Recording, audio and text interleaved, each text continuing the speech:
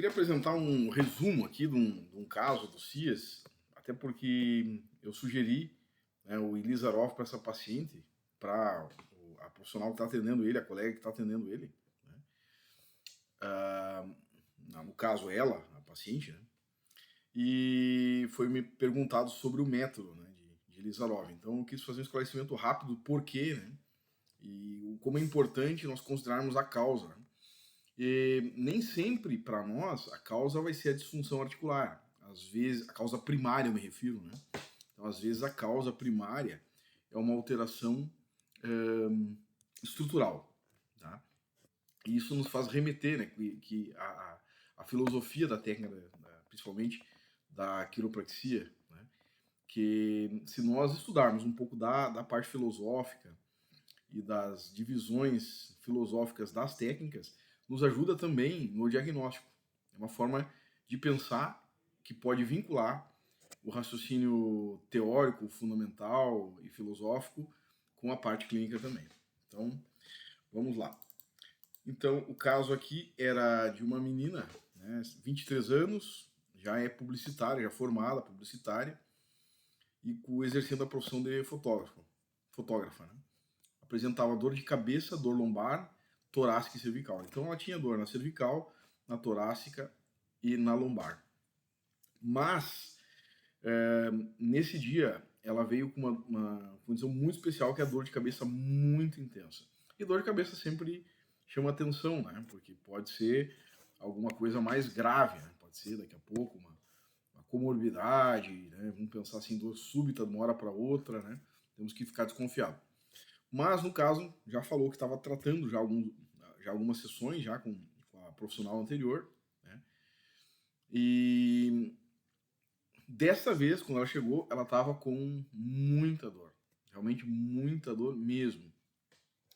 Chegou a dizer assim, olha, eu vim aqui antes, mas eu queria ir no médico, queria ir no hospital, porque eu estou com muita dor.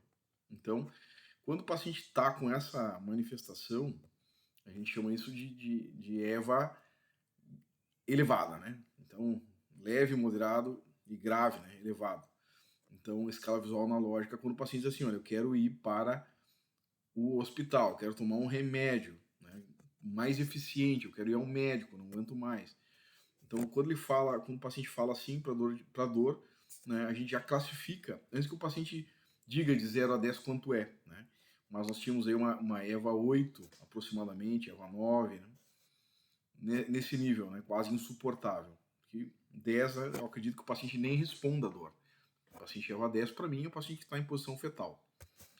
Então, apresentava a cefaleia incapacitante, né, e a dor na cervical, torácica e lombar. Então, fiz uma avaliação rápida, né, verifiquei todas digamos, os riscos de comorbidade, fiz teste de tensão neural, fiz teste de tensão meningia, verifiquei, então, a possibilidade de ter alguma disfunção neurológica de forma bem rápida, abreviada, para poder atender logo a paciente. Verifiquei que não havia instabilidade cervical, que não havia instabilidade na coluna lombar, não tinha nenhum sinal de movimento aberrante no teste de Adams, não tinha step-off, não tinha nenhuma alteração que poderia, né, me dar alguma preocupação, e já vinha sido atendida com a quiropraxia, né, semanalmente.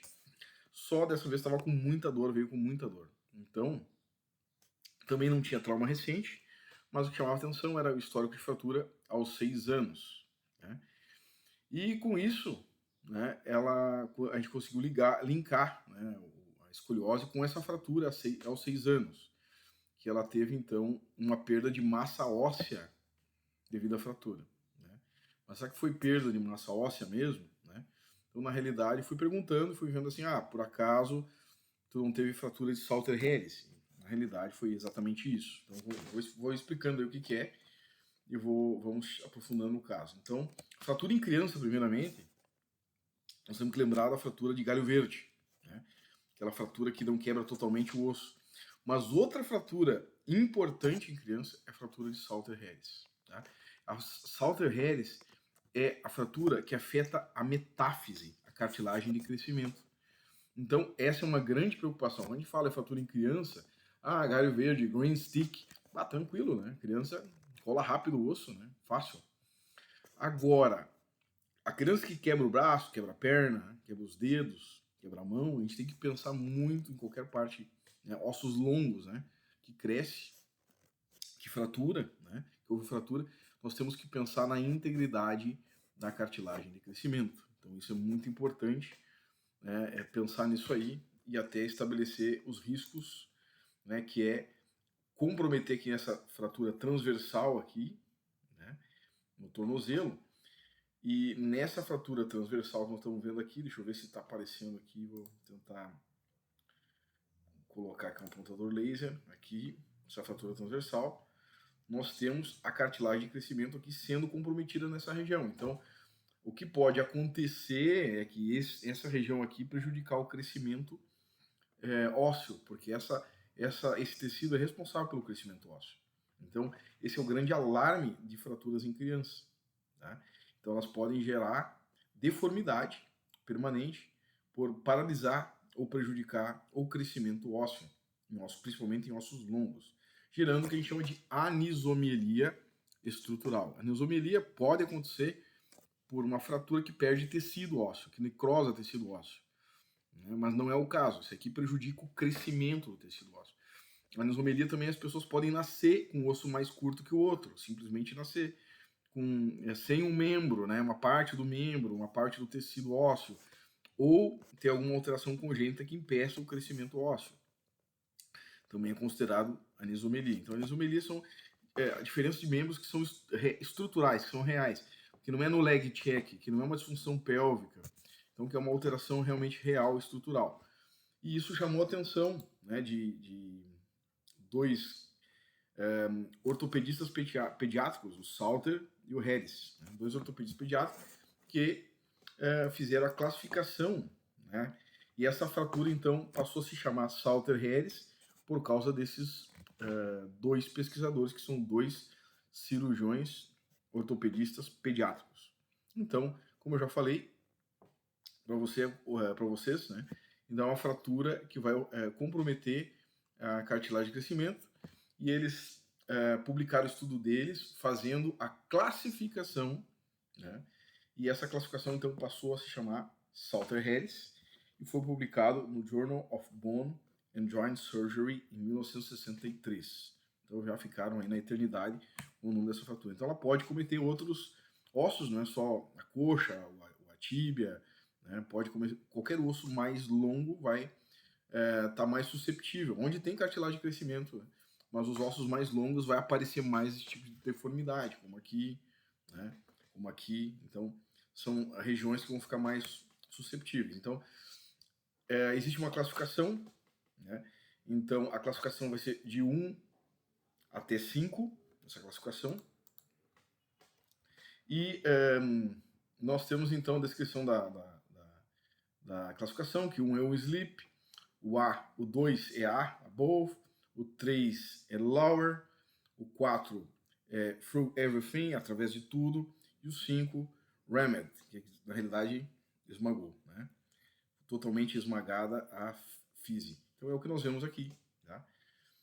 Então aqui impactação da fise, né? E aqui cruzando toda a fise, né? Aqui a parte inferior da fise, aqui sobre a fise e aqui escorregamento da fise, né? Então essas são as classificações de Salter-Harris. Então, só para colocar então a anisomelia nessa paciente, né?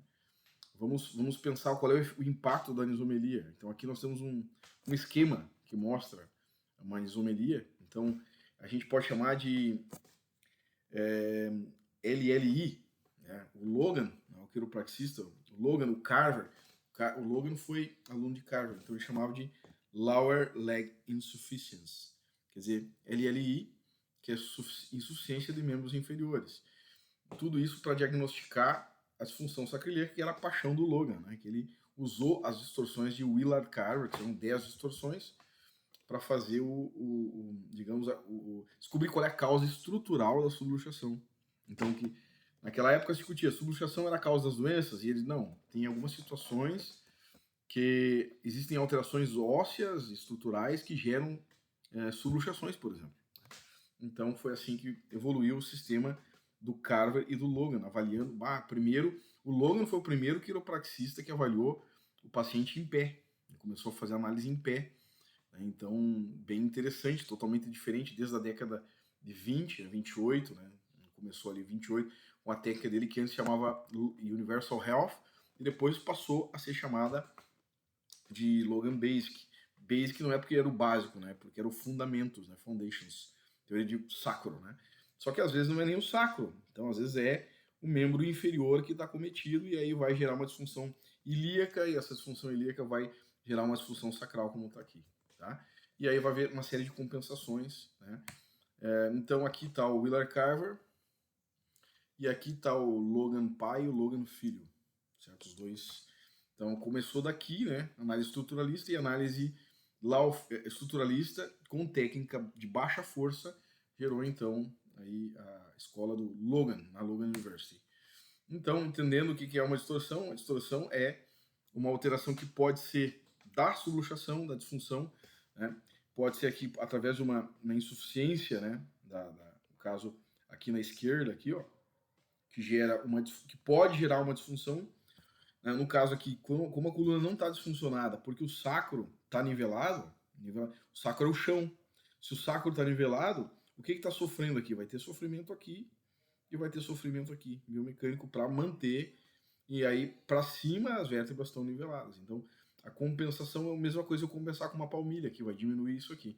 Só que é importante, né? A palmilha, se eu coloco uma palmilha errado, se eu mando colocar uma palmilha errada no paciente, o que vai acontecer é que ele vai também compensar errado. Né? Então, tem que primeiro, quando não tem anisomeria, colocar uma palmilha no paciente, tem que ser bastante cuidadoso, porque senão tu vai gerar uma adaptação que é uma adaptação equivocada no esqueleto também. Então aqui nós temos uma deficiência de perna à esquerda que está compensada, então o sofrimento do estresse mecânico vai estar aqui nessa sacroiliaca e aqui também na coxa femoral. Tá? Já aqui, numa distorção 6, né, do Carver, são 10 distorções, aqui o que nós temos aqui? Uma insuficiência à direita e realmente aqui o sacro está nivelado, ele está antero-inferior à direita. Esse sacro aí à direita, ele vai gerar então um tilt, né, na coluna. E isso pode evoluir, então com o tempo esse paciente pode passar da distorção 6 para outra distorção, né, como por exemplo aqui, ó, a distorção 3, que tem né, uma insuficiência. Não, aqui não tem insuficiência, que tem uma disfunção só sacroiliaca, que pode ser até uma anisomelia no sacro aqui, ou pode ser uma disfunção sacroiliaca, né, só funcional, pode ser uma anisomelia ou uma disfunção, aonde o sacro disfuncionado fica aí e leva toda a coluna e vai fazer compensações. A tendência de um paciente não é ficar em tilt. Né? Por que não é ficar em tilt? Porque ele gasta mais energia para se manter aqui contra a gravidade. Então a tendência dele é fazer isso aqui. Se ele está assim, a tendência dele é ele evoluir para uma curvatura. Então aqui nós temos um caso onde tem deficiência de membro inferior, situação 4, né? Aqui tem deficiência de membro inferior, e essa deficiência de membro inferior, ela vai gerar um sacro aí, uma lombar L5 rodada para o lado aí, e assim todo o carnaval vai acontecendo. Quer dizer, o ligamento iliolombar vai ser tracionado, e isso vai gerar uma série de compensações aqui nas vértebras, rodando para o lado do sacro aí, o corpo, né, processo espinhoso para o lado oposto. E aí, na torácica, no tóraco-lombar aqui, lombar alta e torácica, vai começar já a haver uma compensação para o lado oposto, depois, novamente, uma compensação para o mesmo lado, gerando, então, uma escoliose. Nesse caso aqui, existe também desalinhamento do ombro. Então, esse é o efeito da distorção postural, e é porque essa paciente ela estava com dor de cabeça. Por que essa paciente estava com dor na sacroiliaca, na lombar, na torácica e na cervical? Porque tinha uma distorção, uma deficiência de membro inferior de 6 centímetros, estava mais baixo que 6 centímetros, e essa anisomeria era estrutural, então não adiantava só ajustar aqui, não adianta só ajustar aqui, o ajuste para ela vai ser para controle da dor, tem que ser um ajuste bem efetivo. Né? Nós temos que trabalhar a parte ligamentar, né? Estrutural, ligamentar, é importante aqui trabalhar sistemas de correção para diminuir essa, né, alteração distorsiva que vai evoluir possivelmente para escoliose degenerativa, vai exacerbar essa escoliose, vai piorar mais o quadro ainda. Tá? Então, aqui só para mostrar aqui do Logan, né, que quem sabe Logan também, o Minard também manja do Logan, né? Tem gente, eu já vi professores dizer assim, não sei porque que existe a técnica de Logan, olha a análise que ela dá, né? Uma análise excelente, né? A questão toda, o pessoal não tem informação e ficam falando mal de uma técnica. Cara, deixa o pessoal aprender sobre a técnica e tirar a sua posição, isso é muito importante, né? Então, mesmo que ela não funcione para tudo, ela pode funcionar para avaliar o paciente, ela pode funcionar para controlar a dor, para melhorar a qualidade de vida. Então, tem que pensar assim, nós temos que... As pessoas têm que pensar conforme a sua cabeça, deixar o pessoal... A padronização de efeito manada, padronização de pensamento, isso é uma coisa meio ruim, tá? Então, como é que ela foi tratada? Ela foi tratada com o método Thompson e diversificadas. Foi usado o Chicago Manover, tá? E também o Gonstead Chair Technique para controle da dor cervical e também da dor de cabeça. E aí, para segurar a dor de cabeça e zerar, foi usado isso aqui, ó. Tem liberação neuroreflexa associado com essas áreas de estimulação aqui, tá? Então esse foi o gerenciamento clínico. Mas a minha sugestão para essa paciente é que ela, com 23 anos, né? 23 anos, e com 6 centímetros de diferença, é isso aqui. Eu acho que vale a pena para ela, porque ela vai evitar tudo isso aqui, ó. Que isso vai piorar muito a coluna dela, vai piorar muito isso aqui. Então, a minha dica é isso aqui, realmente isso aqui. E aí, o que é isso aqui? Essa é a jogada, o pessoal não sabe o que é o Ilizarov. Então, o Ilizarov é um sistema que foi desenvolvido por esse maluco aqui, esse russo, né? Que desenvolveu, ele tem aqui até selos na Rússia, né? Em 1921, seu selo, do nascimento até a morte dele, em 1992, foi o período dele, né, de vida, contribuição com a ciência. Ele era um cara incrível que ele fumava operando, imagina, só na Rússia mesmo. Um abraço para a Vitória. Vitória deve gostar, porque é naquela época que a Vitória gosta. E aqui, então, mostra algumas ilustrações dele, né? Fazendo gerenciamento clínico, explicando sobre a técnica. Era um cara incrível, né? Um cara incrível mesmo, realmente memorável. E o método Ilizarov, então, ele vai servir para várias coisas. Vai servir, então, quando alguém perde um pedaço do osso, quando alguém tem uma focomielia, quer dizer que nasceu com um membro mais curto, já nasceu mais curto o membro. Em alguns casos dá para aumentar esse membro, pode ser no braço, pode ser na perna, né? Pode ser no antebraço, né? E isso serve para deformidades ósseas, alterações congênitas. Alguém que tomou um tiro aqui, morreu uma parte, né? Sofreu uma necrose aqui, né? Ou alguém que teve uma fratura de Salter Harris e que precisa crescer um pouco, porque assim, a sustentação no corpo, quando é 2 milímetros, tá? Desculpa, quando é 2 centímetros, tranquilo, né?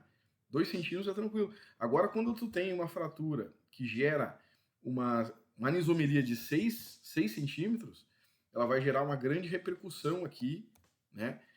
Em distorções posturais, e isso vai gerar sintomas que essa paciente não merece ter. Então, ao longo da vida, ela pode ter uma vida muito melhor. Então, o método Ilizarov é uma dica legal. Vou mostrar aqui, tem uma animaçãozinha aqui.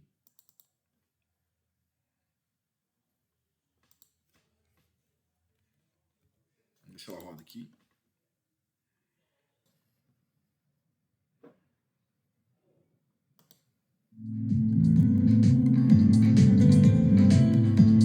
Ele primeiro vai tirar essa área necrosática ali. O osso, ela só vai atrapalhar porque da infecção, etc. Não serve pra nada. Aí depois o que vai se fazer? Acima, que tem osso bom, vai se cortar somente a parte cortical. A medula do osso dentro vai ficar ali. Então só tira a parte cortical e coloca uma anéis acima e abaixo. Aqui no pino de chance, é o pino que ele vai ter um orifício ali para colocar o arames. Os arames vão ser colocados ali, furar o osso, furar a cortical do osso ali.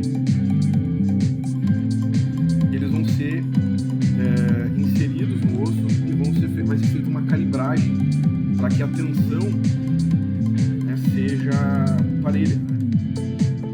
E aqui a calibrar com dinamômetro. Está entortando os pinos.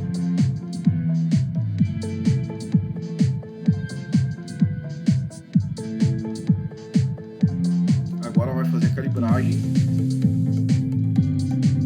com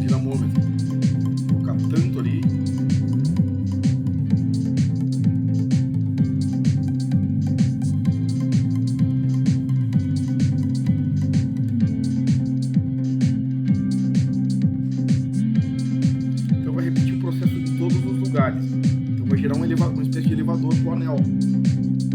Então essa área aqui, ó, é a área onde tem só o córtex quebrado e a medula óssea não. Então o paciente vai poder ele mesmo, né? 1 milímetro por dia.